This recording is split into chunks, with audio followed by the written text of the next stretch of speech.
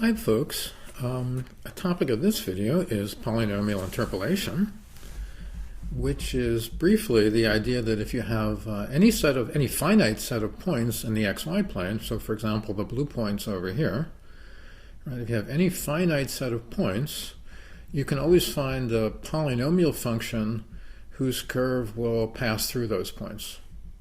Right? And in fact, more specifically, if you have like for example, in this case, if I have 4 blue points, I can always find a polynomial of degree 3 that will pass through those points.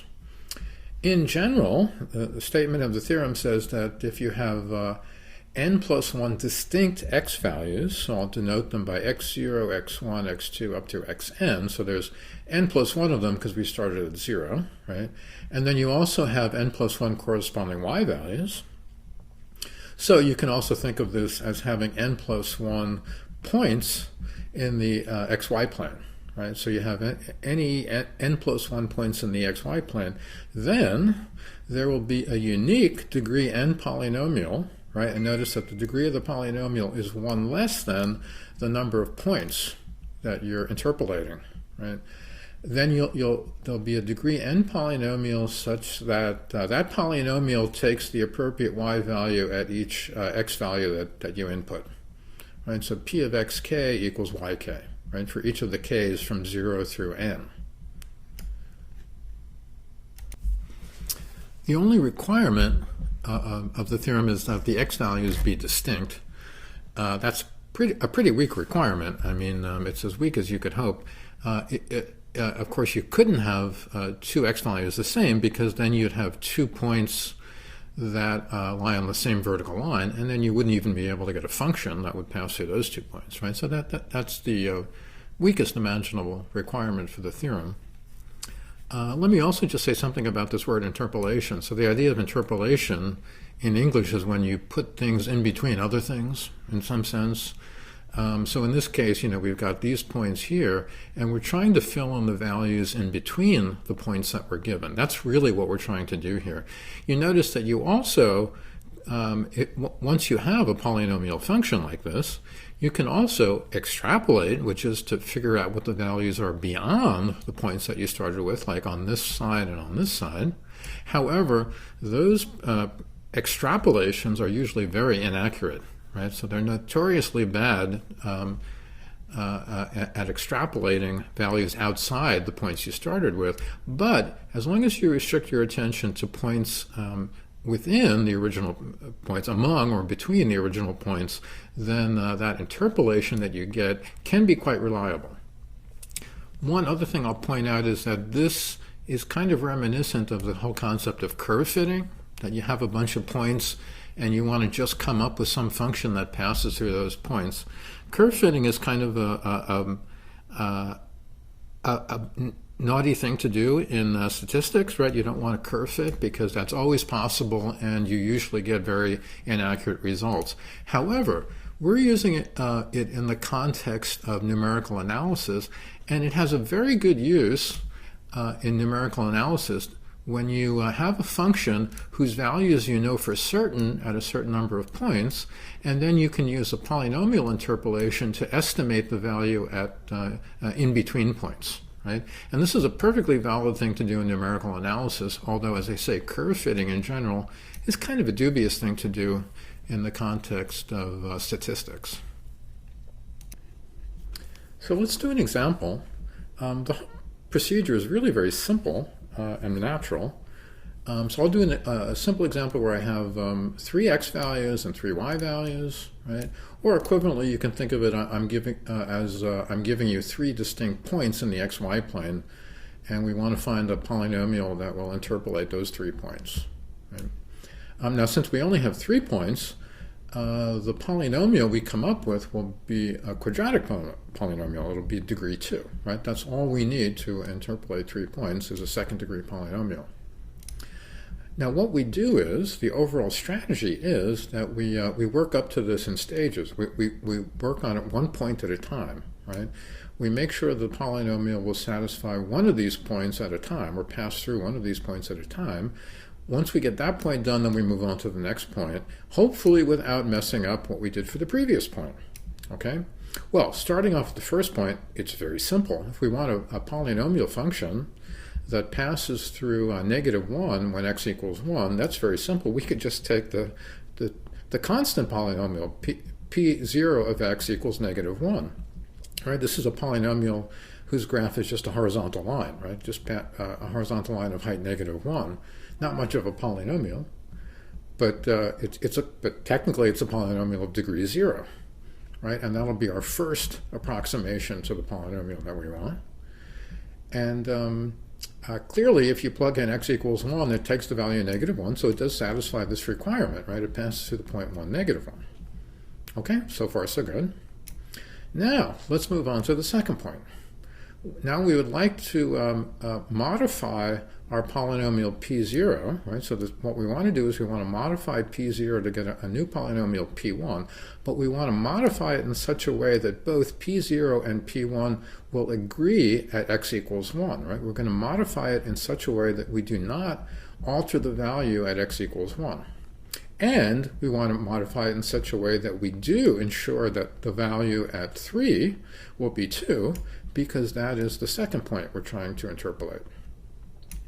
Well, the trick is this. We define p1 of x to be equal to p0 of x, so we start off with our previous approximation of the polynomial, and then we add this single extra term here, which consists of a constant c times x minus x0. Of course, in our case, x0 was 1, right? So it's basically -1 plus c times x minus 1.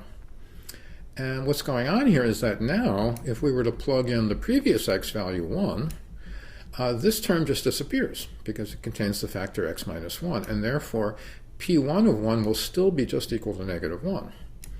On the other hand, having the constant c here, it's really an arbitrary constant, this will give us the flexibility to change the value at one other x value, and in particular, we will change the value at x equals 3 so that the y value will be 2 there. So we just do the algebra. To determine the correct value of c that we need, we will plug in x equals 3. Right? So p1 of 3 on the one hand is supposed to be equal to 2, right? Because that's the point we're trying to interpolate when x equals 3, y equals 2. And on the other hand, it's given by this formula. So we just plug x equals 3 into this formula, and so we get this. 2 on the left side, -1 plus c times 3 minus 1 on the right side. Solve for c. Very simple. We get c equals 3/2. So therefore, now we know what p1 should be. p1 should be -1 plus 3/2 times the quantity x minus 1. And it's easy enough to check that if you plug in either x equals 1 or x equals 3, you get the corresponding y values, -1 or 2, respectively. Now, we can repeat this, the same trick, in order to extend p1 or modify p1 so as to get a new polynomial p2 that has the same values at x equals 1 and x equals 3, but we'll take the correct value at x equals 4, the correct value being 5. Right? So it's exactly the same trick, or at least the analogous trick. What we do is we define p2 of x to be the same p1 that we just got, and we add one extra term to it that consists of a constant c times x minus x0 times x minus x1. And these factors mean that if you plug in either x0 or x1 into p2, this whole term is going to disappear, so we will get exactly the same values for p2 that we got for p1 at those 2 points, right, at x equals 1 and x equals 3. On the other hand, having the c here means that we'll have enough flexibility by setting c to the appropriate value that we can set p2 of 4 to be equal to 5, which is what we want. Right? So p2 is equal to this. In our particular case, p2 of x is equal to -1 plus 3/2 times x minus 1 plus some constant c yet to be determined times x minus 1 times x minus 3. In order to figure out what c is, we plug in x equals 4. So p2 of 4 is supposed to be 5, right? Because that's the new point that we're trying to interpolate. So for p2 of 4, I'll write 5 on the left-hand side. On the right-hand side, I'm just replacing all the x's by 4. And then what we want to do is we want to solve this equation for c. Now, this is a linear equation. In principle, it's very easy to solve for c. However, let me just point out that there is a most efficient way to solve this, and this is the way we'll do it when we code the computer to solve this equation. We want to do everything in the most efficient way possible, because when you write computer code, you never know how many times it's going to be run. It may be run 10 million times. You want it to be as efficient as possible. So the most efficient way to solve for c in this equation is to do it by successive subtraction, division, subtraction, division, subtraction, division. So what I mean is, we start off, we only have the 5 on the left-hand side. First thing we'll do is we'll bring the negative 1 over, so we get 5 minus negative 1. Of the terms remaining on the right side, they all have a common factor of 4 minus 1. So we divide that out. So 5 minus negative 1 divided by 4 minus 1. At that point, there's a constant term of 3/2 remaining on the right side. We subtract that off. And then the only factor of c remaining is 4 minus 3, which we divide out. So we get this pattern of starting with the first number, subtracting, dividing in succession. And in this case, we wind up finally with c equals 1/2. And that is, in fact, the coefficient that we want to get our final interpolating polynomial. Capital P of x equals negative 1 plus 3/2 times x minus 1 plus 1/2 times x minus 1 times x minus 3, right? And you can easily check that that takes the correct values when x equals 1, 3, or 4. It takes the values negative 1, 2, and 5, respectively. Let's briefly go through a proof of the theorem. The proof has two parts. We want to show existence, that such a polynomial exists, and we want to show that it's unique.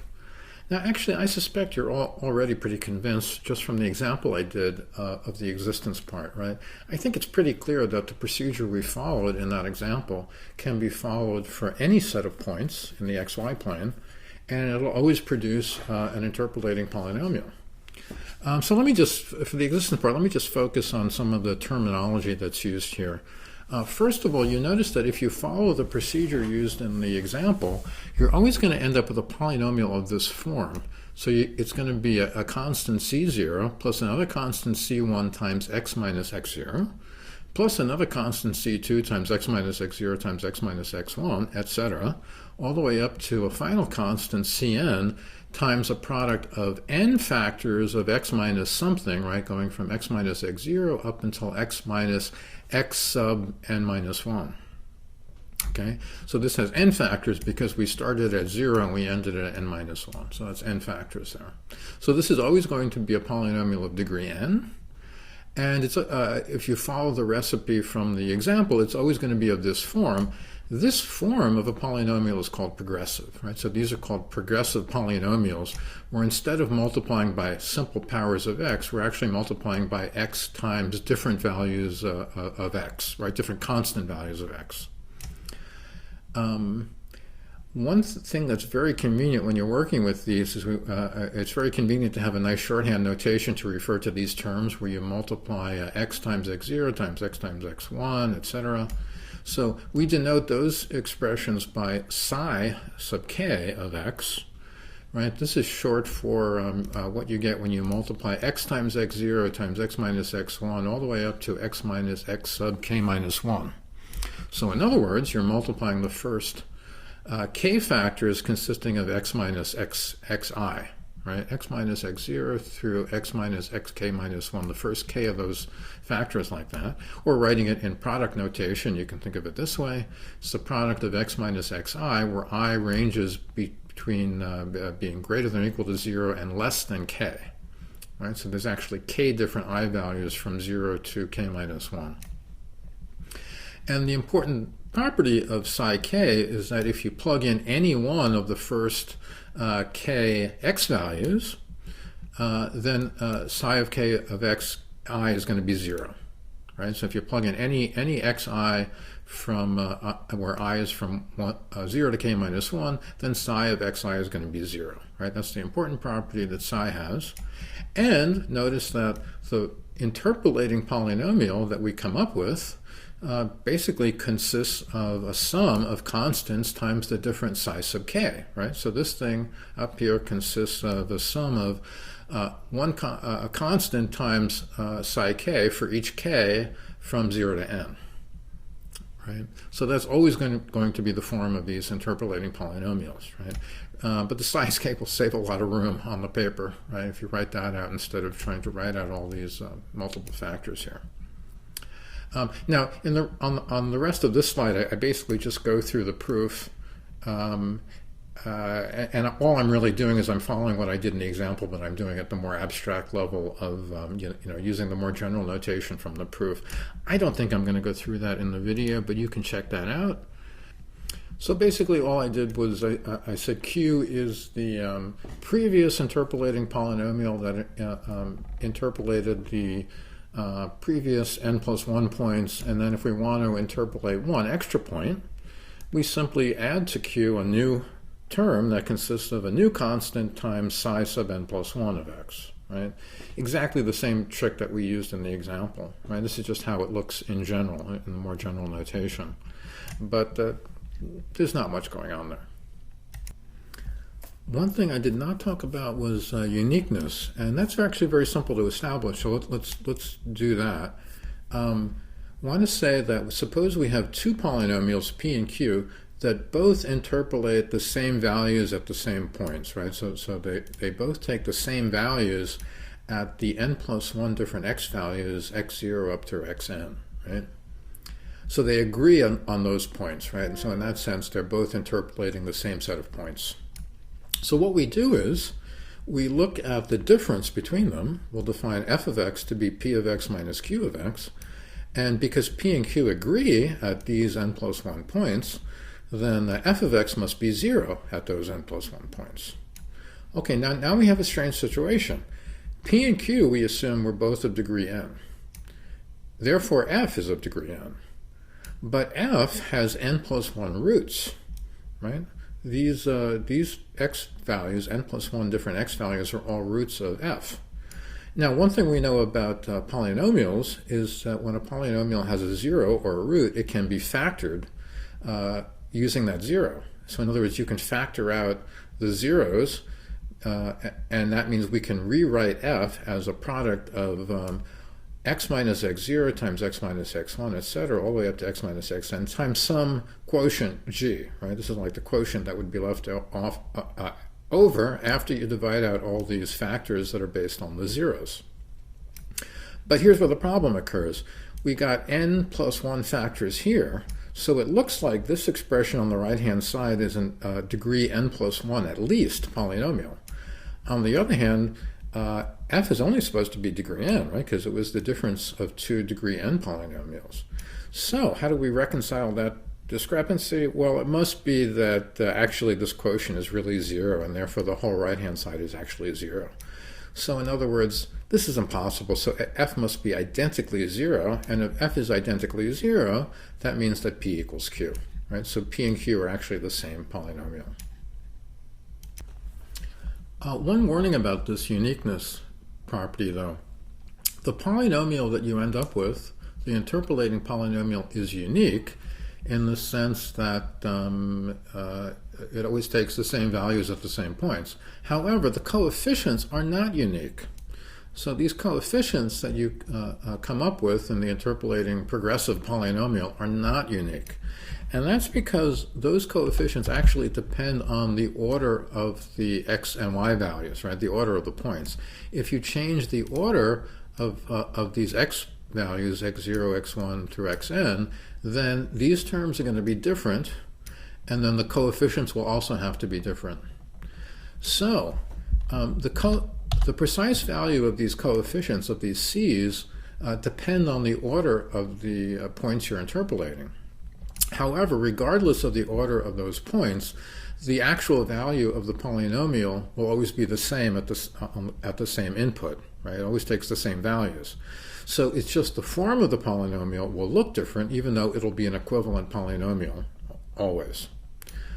Now, there is one exception. The last coefficient, Cn, is in fact unique. And that's because we can characterize it in terms of the derivative of the interpolating polynomial, and because the interpolating polynomial and its values are unique, also its derivatives are unique, right? So the derivative will always be the same, and therefore the coefficient Cn is also unique. the thing to notice is that here's the expression for the interpolating polynomial. Notice that the first term is a constant term, the second term is a linear term, the third term is a quadratic term and has a power 2, right? And so each term goes up 1 degree than the next one, and the last one is the only term of degree n. And therefore, if you were to multiply all this out and add everything up to express it in the standard form where you just have coefficients times powers of x, right? If you were to expand all these terms and simplify it until you got the polynomial in this kind of standard form, where you just have powers of x, then you would find that the this last term, the x to the n term, is determined completely by the last term of the progressive polynomial. The earlier terms are a mix. So for example, the first power terms will have a contribution from here and another contribution from here and another contribution from here. But the nth power term comes entirely from the last term of the progressive polynomial. And therefore, dn here is equal to cn. Right? So cn will be the same coefficient as the coefficient of xn when you write the polynomial out in the standard form. And furthermore, we know that dn here determines the nth derivative of p.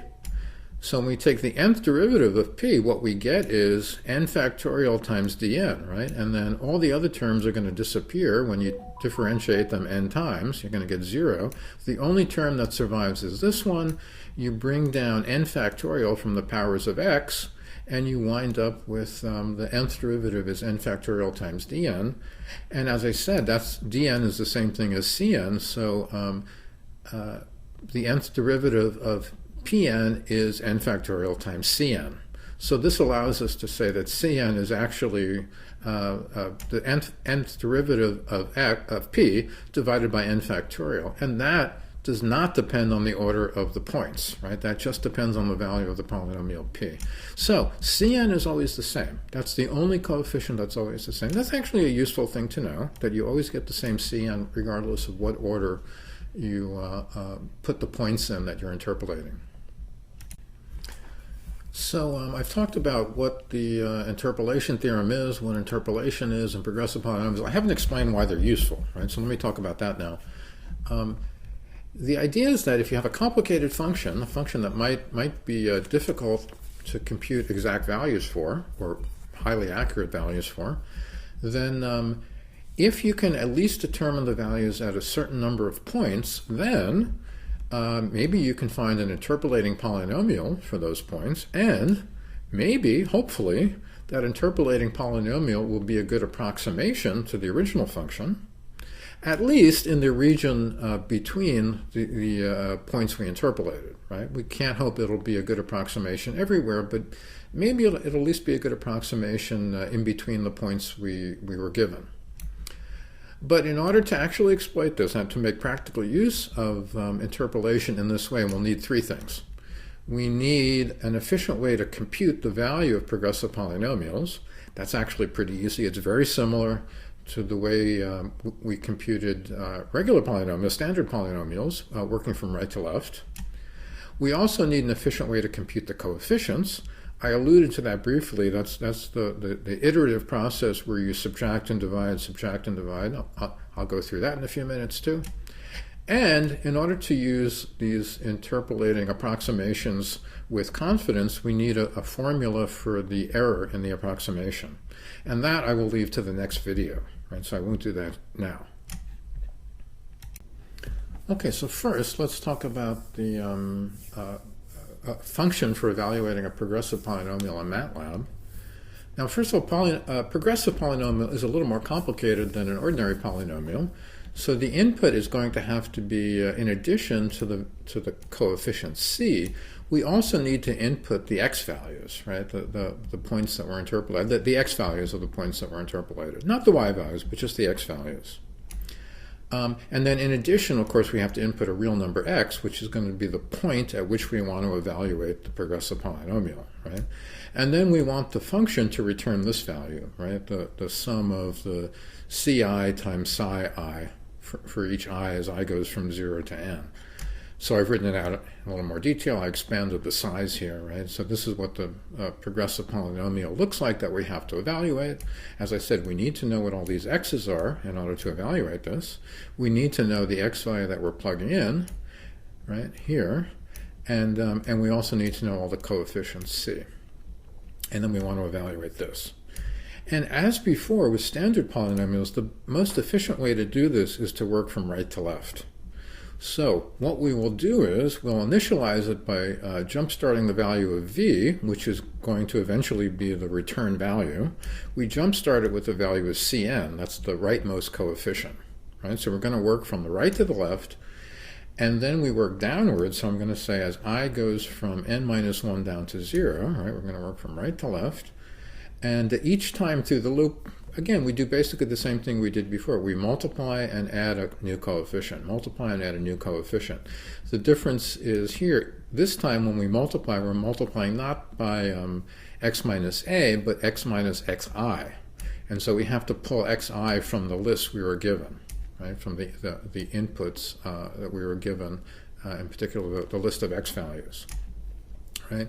And so xi is going to work from x sub n minus 1 down to x0 as I goes from n minus 1 down to 0. And similarly, after multiplying by that x minus xi, we're going to then add the next c value, which would be the next c value down as we work from right to left. And when we finish going through this n times, the last c value we will have added will be c0, and then we'll have the complete value which we can return. So if you're getting tired, this might be a good time to pause the video, because I'm going to spend the rest of the video talking about the algorithm for calculating the coefficients. It's not really that bad, but it is worse than any algorithm we've talked about so far. It involves a double loop, a little more complicated, and as you can see from the equations on this page, it gets a little bit messy, although it turns out that the algorithm really isn't so bad in the end. However, I encourage you, if you feel like it, take a break now and come back to this. Okay, calculating coefficients. Actually, this slide I don't care for, so I'm going to skip this one. I wrote it out this way and then I decided I didn't like it. I prefer this way. It never hurts for students to be able to see two different ways of thinking about it, so I'll leave that other slide in the PDF, but this is the one I'm going to use in the video. Let's imagine the situation we're in is that we've already computed the first n plus 1 coefficients, c0 through cn, and now we want to figure out cn plus 1. Okay? Well, the situation is that, or in other words, equivalently, we're saying that we've already figured out the progressive polynomial that interpolates the first n plus 1 points, and now we want to add a new point to it. Right? So we take the previous progressive polynomial and we add a new term that consists of a new coefficient cn plus 1 times psi n plus 1 of xn plus 1. Right? Xn plus 1 is the new x value that we want to interpolate. Y n plus 1 is the new y value that we want to interpolate. Now if you expand what q is, that's just going to be c0 plus c1, c1 times xn plus 1 minus x0 plus c2 times xn plus 1 minus x0 times xn plus 1 minus x1, and so on, right?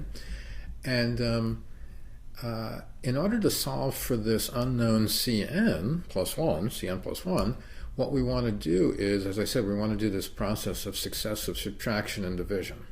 So first, let's see, we've got this yn plus 1 on the left side. First thing we'll do is we'll subtract off this lone constant on the right side, c0. So we get yn plus 1 minus c0. Then we notice that there's a common factor of xn plus 1 minus x0 in all of these terms on the right, so we divide that out. Having divided that out, what's left is we've got a lone constant of c1 now on the right, and the remaining terms have a constant factor, a common factor of xn plus 1 minus x1. So we subtract off c1, right, here, and divide by that common factor. And then you repeat in this way until finally at the very end you're going to subtract off cn and divide by xn plus 1 minus xn, and finally that will give you the value for cn plus 1. So this is the scheme basically we want to implement in the computer. Right, so this is going to involve a loop, obviously, right? Because we're going to want to do this repeated action of subtracting and dividing, and then subtracting and dividing again, and then subtracting and dividing again, right? So that's where the loop is going to be. And now, this is one way of thinking about it. I'm taking a purely algebraic approach, but if you're interested, there's another way of thinking about this which uses the concept of divided differences. This is mentioned in the textbook, but he does not go into any details. He doesn't prove anything about it. He just quotes some results. So I always prefer, when possible, to restrict myself to things that I can actually establish, that I can show you why they work, not only how they work, but why they work. But if you're interested, there is this topic of divided differences. It's rather interesting. It's a way of figuring out the coefficients in this situation based on a general property of differences between functions, and then differences between their differences, and so on. So look that up if you're interested, but I won't go into it. Okay, so here's the formula we came up with from the previous slide, right? It's this nested formula of subtracting and dividing, subtracting and dividing, subtracting and dividing, right? So how do we implement this in MATLAB? So the basic idea is that it seems that we start off with a value of y sub n plus 1, and that's our starting value for this process of subtracting and dividing, right?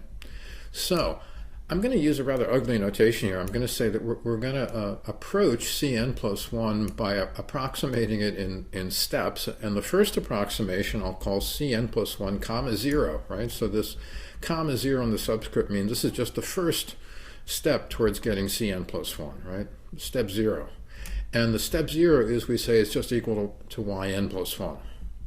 Then, at every subsequent step, we subtract off a c value and divide by the difference of xn plus 1 to a corresponding x value. So first we subtract off c0 and divide by the difference xn plus 1 minus x0.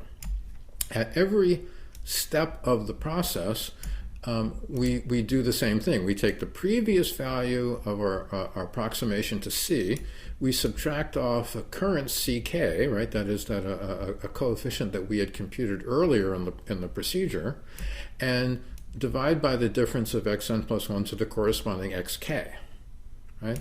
When we've done this n plus 1 times, we'll finally get Cn plus 1 comma n plus 1, right? We'll get the n plus 1 approximation to Cn plus 1, and that is the true value of Cn plus 1.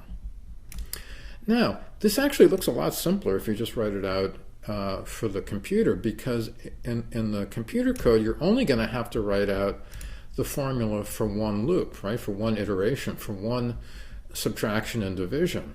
This formula is attempting to write out all the subtractions and divisions in a single formula.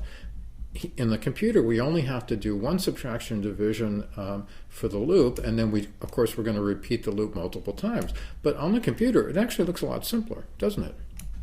So we start off with our initial value of yn plus 1. Each time through the loop, right, and we're doing the loop as k goes from 0 to n, we take the previous value that we got, we subtract off the current value of ck, and we divide by the difference xn plus 1 minus xk, and then we repeat. And when we get to the end of this loop, we'll finally have the value that we want for Cn plus 1. Now, do keep in mind, though, that this is only the algorithm for computing a single coefficient, Cn plus 1, right? And we have to compute all the coefficients c. So in order to do that, we will need to use a nested loop, right? We need one loop in calculating a single c, but then since we have to calculate all the c's, we'll need a bigger loop that'll calculate one c each time. So here's the outline of the complete algorithm for the function that computes the coefficients c in a progressive polynomial which interpolates n plus 1 points. Okay, that was a mouthful. But the input to this function is going to be a list of x values and a list of y values, right? I thought I would separate the x values and y values into two separate lists. I guess you could also do it as a list of ordered pairs of coordinates. I think this is maybe a little bit easier in MATLAB to do it this way. Right, so have one list for the x values and one list for the y values. Then, to initialize the whole loops that we're going to do, we say x is going to be equal to the length of the x vector minus 1. Of course, hopefully the length of the x vector is the same as the length of the y vector, because the y vector contains the y values corresponding to the x's in the x vector, right? So they should be the same length. You might want to check that they are the same length and throw an error otherwise, but I'm not going to require that you do that kind of error checking in the code. Okay, so n is equal to the length of x minus 1. Remember, there's a built-in length function in MATLAB you can use to get the length of a vector. And then what we'll do is we're trying to calculate a list of coefficients c. So we'll start off by just defining the vector c, or the list c, as a series of zeros. And then we'll fill in the values as we calculate them one at a time, actually working from left to right. Remember that to compute one c value, you need to know the earlier ones. So that's why I say we'll work from left to right, computing the c values in sequence, and we'll need to know the earlier c values in order to compute a current one. So since we're going to store the c values in a list, a convenient way to initialize the list is just to set it up with all zeros, right? And then we can plug in the values we get as we compute them. There's a built-in function in MATLAB, the zeros function, and the inputs to the zeros function are the dimensions of the matrix you want to create, which will have all zeros in it, right? So the zeros function creates a matrix of zeros. We actually want a list or a vector, so it's going to be a 1 by n plus 1 matrix, the same thing as an n plus 1 length list or vector. Right? So you can use the command c equals zeros 1 comma n plus 1 to create the initial list of c, and then we'll fill in the values as we go. Now, the outer loop, because remember this isn't going to be a nested loop, the outer loop is going to run from 0 to n. I'll say I equals 0 to n, and I is going to represent the coefficient that we're currently working on. Right? And in order to compute the current coefficient, ci, we're going to have to know the earlier coefficients, c0 up through ci minus 1. And then in this gray box here, I basically copied the algorithm from the previous page, with the difference that the I here corresponds to n plus 1 on the previous page. Right? On the previous page, I said we were computing cn plus 1, but now that's what I is, n plus 1. Right? So we initialize it by setting d equal to y sub I, and then we go through the loop where each time we do the subtraction and the division, we take the current d value, subtract off ck. K is going to run through the subscripts from 0 to I minus 1, so the ck is going to run through the earlier coefficients that we've already computed, divided by, each time, divided by xi minus xk. And then at the end of that loop, we will have computed the coefficient ci. Notice that the first time we come to this inner loop, I is going to be 0, I minus 1 will be negative 1, and the for loop from 0 to negative 1 will not run at all, right? There are no numbers from 0 to negative 1, so the loop will be skipped completely the first time through when I equals 0. But thereafter, it'll be the loop operation will be executed at least once. So you can see the algorithm isn't really all that bad, certainly not compared to this hideous formula we had on the previous page, right, to this guy up here. When you write out the computer code, all the steps are pretty simple. The most complicated one is this, and even that is not very bad. It's just a rational function, a minus b over c minus d, that kind of thing, right? So it's not a very complicated algorithm when you look at it this way. The complication is that, of course, there is a nested loop, so we have one loop inside another, and we have to keep the subscripts straight. So if you find yourself getting incorrect results, you probably will have to look carefully at the subscripts and make sure that each subscript is set to the correct value at each point in the algorithm. That's the most common place to make mistakes here. I know I make mistakes all the time of that type. Let's see. So I'm going to ask you to write that for that code, that function that computes the C's according to this algorithm for a homework assignment. And of course, as usual, I'll be there to help you during a Zoom session during class time.